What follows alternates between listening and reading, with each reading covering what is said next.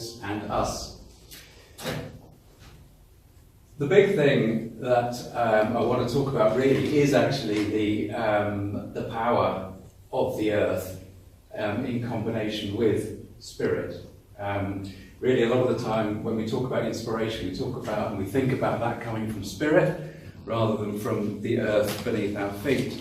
Whereas, of course, what we all are sitting here is human beings made of physical matter, and therefore we're of the earth. And the earth is very, very important in that whole inspirational guidance and the whole method of living life. So the house healer bit I've kind of touched on a little bit. I work with earth energy, I work with all of the aspects of the subtle realm that you can come into contact with through spirit, through earth energy itself, through, if you like, psychological problems that people might encounter as well. They kind of manifest within the energy of space. So that's what I deal with when I'm doing the house healing. As a life coach, obviously, that comes out the back of the house healing. So once you've done a clearing on somebody's house and help them to come to some kind of realization about their issue, you can then help them through in a coaching sort of way, and that includes some EMT work as well. So that's energy work in that different sense. So that's what I am today. What I used to be, as I say, a video producer. So if we go back to how I got to where I am now, we go back 20 years or so, and I used to live in the Forest of Dean, and we moved in, in 1998. So this space down here at the bottom, that was basically what they had used as a storeroom, and that's the space that was pretty heavy, pretty depressing, a lot of people didn't like going in there. That was, if I knew now, I would be instantly clearing like mad. Had people that would go in there and didn't want to even breathe. They would hold their breath as they walked through that space because it was so, And the owners had used it just as a storeroom and dumped stuff in there. The local cats would go in there and do their business. The toilets of the house were actually directed in, the overflows were directed in there. So within the house space, and they go, why have you done that? So you can imagine the amount of negative, detrimental energy that's being poured into that space. Me, being a corporate video producer, didn't even notice any of that. I thought, well, this doesn't feel terribly nice, but I didn't, and it was really, I thought it needs a bit of decorating. Didn't notice. So, when some strange things started to happen,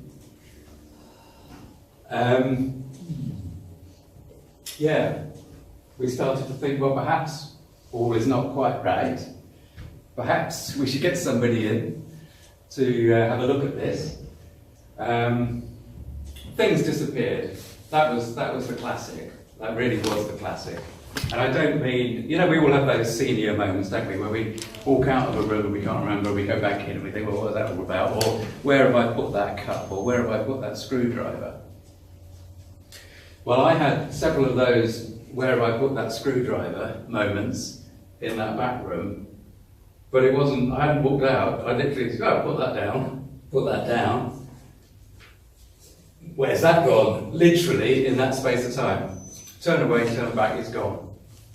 So, I still didn't think at that time that this could be haunting. I just thought, I'm sure I put that there. It's one of those, those moments that you have where you were saying yesterday, in fact, that you have an experience, you have something happen, something occurs and you think, no, I think I've just imagined that, haven't I?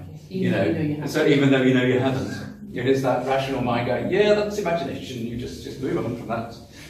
You don't need to go there. So things disappeared. I was starting to see shapes and shadows of people out the corner of my eye, so it was the classic sort of periphery vision thing. There were figures moving.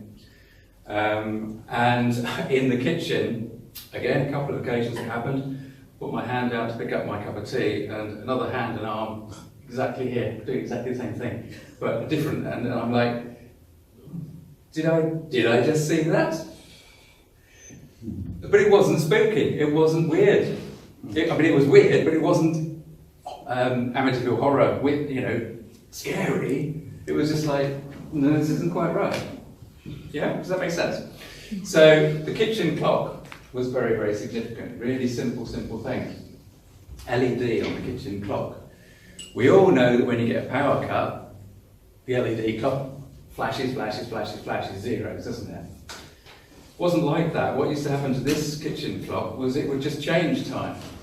So let's say it's 16:30, okay, so we set the clock 16:30, 3 minutes later it's 2 o'clock and, it says 02.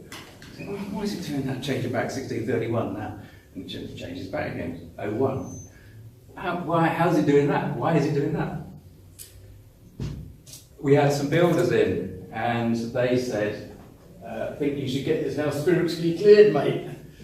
I don't know what sort of builder he was, but basically his wife was into exactly what we are doing in this room now, into sharing and looking at and examining what life is about. And she came along with a couple of her friends. It was like the three witches from Macbeth, really, coming in. We'll sort this for you. And they doused. They came in with dowsing rods. These are my dowsing rods. For anybody that isn't aware of dowsing, those are dowsing rods. Not all of them look as long and pointy as that, but the principle is that you ask a question, and you get a yes response or a no response. So these ladies came in with their dowsing rods, and more or less went straight to the back of the house, as you'd expect. Anybody that's sensitive enough to know this is where the trouble is. And they explained to us that yes, indeed, we've got the spirit of the deceased lady. They established that her name was Jane, and Jane just wanted to be part of the family.